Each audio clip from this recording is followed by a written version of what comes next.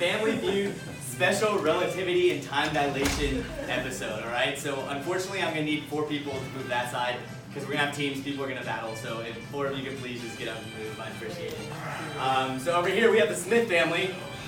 You guys got up. I'm ready for you guys to win. I hope they win. And over here we have the Not Smith family. All right. And to be able to like make it more fair for people, we're only gonna do two strikes. I don't know if you've seen how it works. We have 2 people come up. All right. You got a buzzer. Just give me my hand. You just slap my hand. It's all good. If you know the answer, slap my hand. Answer it. Okay. If you get it right, you can take it back to your team, and you can get points based off of how many people in our survey answered each answer.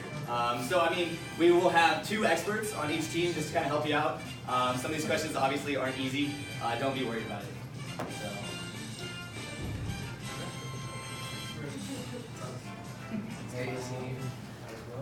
I'll try this. Alrighty. Okay, this is Smith. This is Smith. And that's not Smith. Okay. So I need a player from each team. Me. Yeah, you're in. The one all the way in the back. We need 1 player from over here. You get to come up and slap my hand. It's kind of cool. Why don't you display the question? What? Because you know what the question is. Oh, yeah. Just pretend you didn't see that. And are they allowed to ask their team for help? Or Yeah, you guys can go back to your team to help. So it's kind of anticlimactic now that you said this, all right? Name 5 things that Einstein would talk about on a coffee date. Go. Theory of relativity. That's it. 20 people answered that question. So that's 20 points for your team. Would you like to pass or play? What do you guys want to do? Please play. I don't know what pass is. Alright. Yeah, all right, they're playing. Here, do you mind just Yeah. pass? So not 20 points. Sorry, guys. All righty. Hey, how's it going? You come here often? All right. Name another thing that Einstein would bring up on a coffee date. And if you want to ask your team for help, you can. And they're there to help. Speed of light. Algorithm sucks. Like an equation Speed of light. Oh, baby! 25 people answered that question. That's not 25 points for your team. I like it, I like it, I like it. This wasn't going to translate if it wasn't the number. Alright, you ready? Oh, Yeah, it's like a theory of relativity. Alright. Do you think slows down? Something slows down. Time dilation. Oh, baby! That's the biggest question we got. 33 people answered time dilation. Woo! There's only 2 more answers. You guys can take all 100 points. Name something that Einstein would bring up on a coffee date. You can do it, just guess. Ooh, I mean, he probably would bring up physics. But that is not the answer we're looking for, so that's 1 strike. 2 strikes, and you guys will have a chance to steal all of their points if you guess the answer correctly. All right. I can't ask you because you're an expert. That's cheating. All right. Expert help. Name something that Einstein would bring up on a coffee date. Special relativity. Ooh, that was already answered by your team. I'll give you 1 more chance. You can do it. Something. Like 2 things that are kind of tied together. Something. Something about like a Just say a word, a big word. A really massive word. He's got it. Space-time continuum. Oh, baby, he got it. 18 people answered that question, so they're looking at a pretty 98 points right now. All right. Question is, can you guys get this last question? Sir, name something Einstein would bring up on a coffee date. His manners. I gotta say his body. Say his coffee. Check. nuclear reactions. That's not it today. I'm sorry. That's not what the survey said. All right, it goes to this other team. You have 1 chance. Only 2 people answered this, so they might get to keep their points. But if you get this right, experts first. Can I help on this question? All right, name something that Einstein would bring up on a coffee date.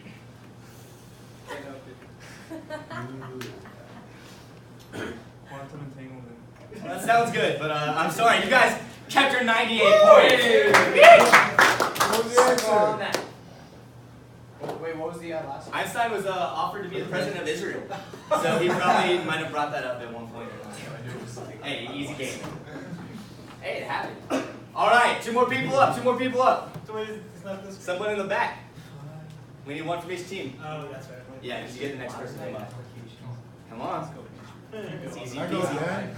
Yeah, do it. You can Oh, go. You ready? I'm just gonna read this question off the board. So. Wait until I'm done speaking. Name 5 modern-day applications of time dilation. Ooh. I'm sorry, that's not correct. It probably could work, but that's not what survey said. All right. Light speed. Light speed. Can you be more specific? Because time dilation kind of deals with light speed, so kind of all of these things work. It's in terms of technology. It's in terms of technology. So like, what could we as humans kind of deal with right now that works with time dilation? That's just a general clarification. Can we help? Can they help? Yeah. Maybe something with satellites? Clock. Very close. I'm sorry, clocks are helpful, and that's how time works. But all right. I'll give you one more chance. They were close. Someone said something over there that was kind of close. What did you say? Who said it? GPS, that is right. 41 people said GPS. All right, in case you guys are wondering, the satellites are up in the sky going at a really fast speed. Okay, so when they get down to where your car is, their time's going to be a little bit off from yours. So to actually triangulate their position, they have to be off dilated. Alrighty. You guys. Alrighty. This is, no, you can ask the experts, it's okay. The experts will probably give you the answer. It's all good. Okay, this one's harder. Name another application in the modern day of time dilation. So, you guys want to think about things that use particles? Particle accelerators. Maybe an old kind of TV. Did you say LED? You said an old kind of TV. It is a 3-letter acronym. LCD. No. It's a really old kind of TV, big boxy TVs. You want to answer? No? Yeah. I have a guess here. No one? Come on, it's 3 letters. It's 3 letters, that's the C. Hey! Cathode ray TVs. Those are just really old TVs with like the tubes that have electrons in them. So when they heat up, they move super, super fast. What's being projected on the screen is slower than what is in the actual tube. And that is 9 points. Oh, only 9 points. And that's 50 points for your team. Alrighty. I went to you. I'm sorry, Chief. Nathan, good sir. If you answer wrong, I'll kick you out of this classroom. Name one modern day application of time dilation. You can do it. You can make this with some wire, a battery, and a piece of metal. Oh, that's some good hints. Electromagnets! Oh, baby. Electromagnets are 28. They're coming back. All right. Answered last time?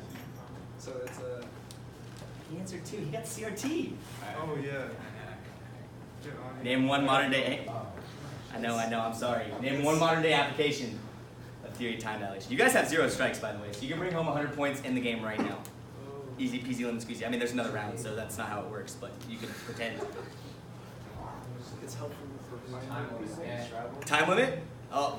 Space travel. Space travel, that's next. Sorry, modern day. It's helpful for finding people. Things. Alright, we gotta go in. Will's an expert. You wanna answer? Specific. No, you can't. Alright, you guys have 1 strike. It could go to the other team. They can steal all your points and you'll feel silly. Name one modern day application. Submarines use this to find out who something is. 7R. Well, I guess that's close. Doppler radar. So the Doppler radar also uses time dilation. Alrighty. That's 17. What does that leave them with? Leaves them with 95. Has anyone not gone in this group? Lucky you get to go again. Isn't that so exciting? Alright, there's one last application. This one's probably easiest, so in fact it's only 5 points. You just want to make a sound. But like bigger. You know? Like not like. I don't know. Just think super hard. What makes that sound? That's what? And- Oh, it's on.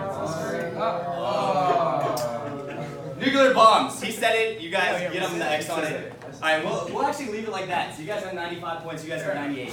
You win. But not quite. I don't know if we have time. We have time. Yeah, we can just skip it. Yeah, we should move on to the. Alright. There was another round. Not Smith family, you guys won.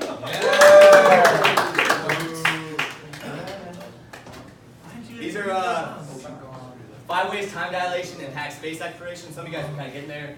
Slower aging if you're going super fast. Planetary time is going to be different than our own. Communication lapses, physical mental error stuff.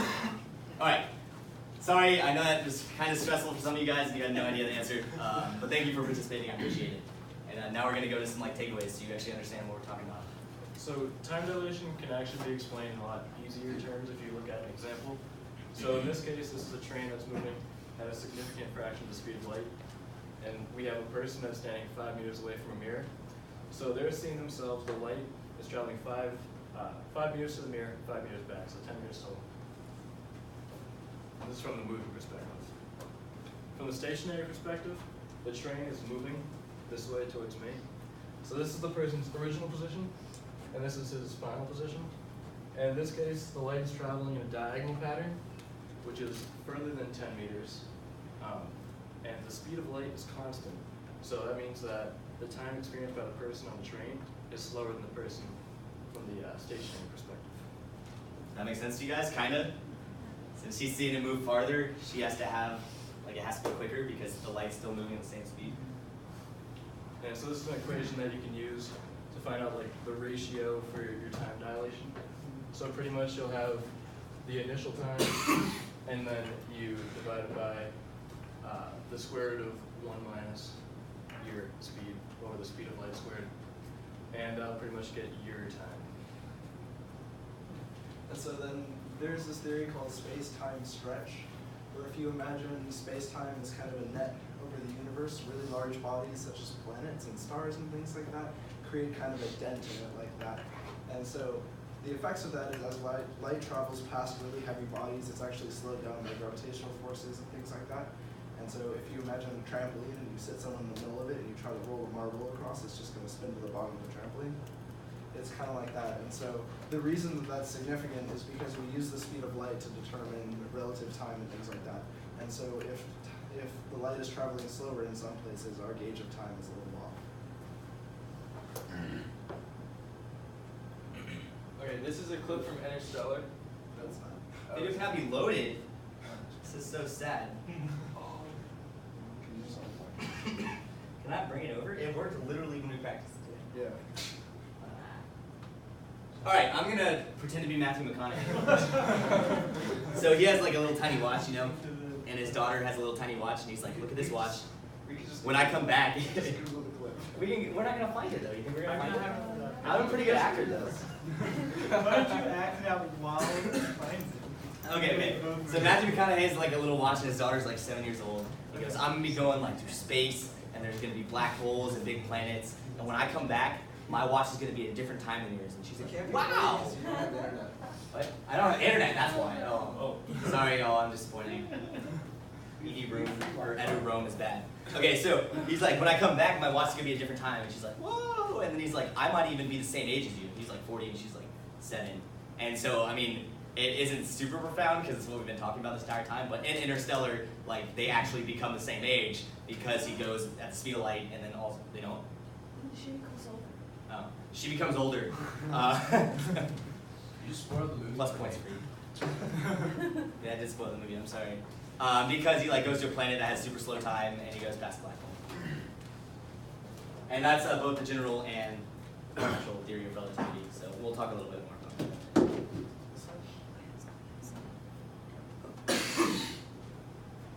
Oh, there we go.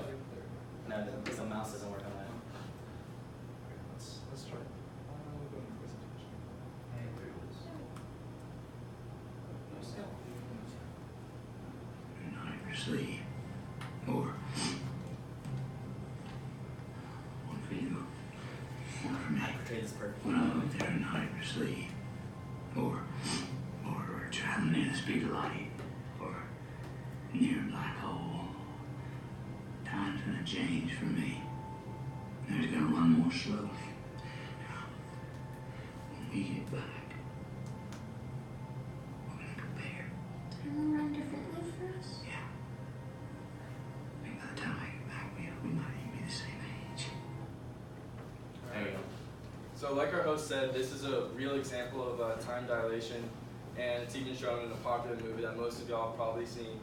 And yeah, this generally happens when people go by objects with a huge amount of mass, and so their gravity is a lot bigger, and therefore that affects time. And as we know, time tends to slow down as we go by bodies with lots of gravity, or we go at speeds super fast. So just to bring that into perspective, say we have two clocks. One is Morse watch, if basically Matthew McConaughey's daughter, and the other is Matthew McConaughey's watch, which is traveling at the speed of light. So because they have different relative velocities, they're gonna tick differently. So the clock that moves at a higher velocity is going to be ticking slower than the clock that's at rest, because they're in different frames of reference. So then the question arises, why do we have two laws of relativity? There's Einstein's general law of relativity and the theory of special relativity. So right now we've been dealing with special relativity, which deals with time dilation, length contraction, mass energy equivalence in flat space-time, and it does not account for accelerating frames of reference, or neither does it account for gravity, which is kind of too specific. So that's when he came up with the theory of general relativity, which basically accounts for gravitation, space-time stretch, all of that, and makes it a more universal law that you can apply to every context. And so in 1971, the scientists Hafeel and Keating, they came up with an experiment to prove relativity in a more physical aspect. And what they did was they took 3 atomic clocks, which are really, really precise, up to a tenth of a nanosecond, and they placed one on the Earth in one of their labs, and they put one on a really fast jet moving westwards against the Earth's rotation, and one moving eastwards with the Earth's rotation. And what they found out was that all 3 clocks showed different times. Once they flew around the world twice, they showed all 3 of them showed different times. The clock moving eastward went slower because it was moving at a very fast velocity as compared to the ones on the Earth, and the one moving westward. Because of that higher velocity, it moved much slower and they lost time. But the clock moving westward, they gained time because they were moving slower as compared to the clock on the Earth. And that's how they proved relativity, basically. So the one in the middle was like medium, the one on the right was fastest, one on the left was the slowest, because the fastest one moved the slowest times. Yep.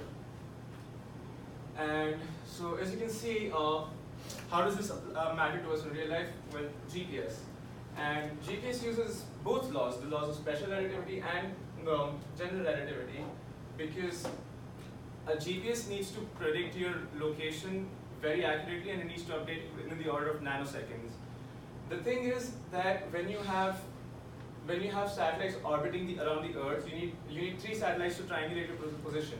And because they're at a height above the Earth, for one thing, they are moving much faster than the Earth's rotating. And that's why, because they're moving at a high velocity, time moves slower for them.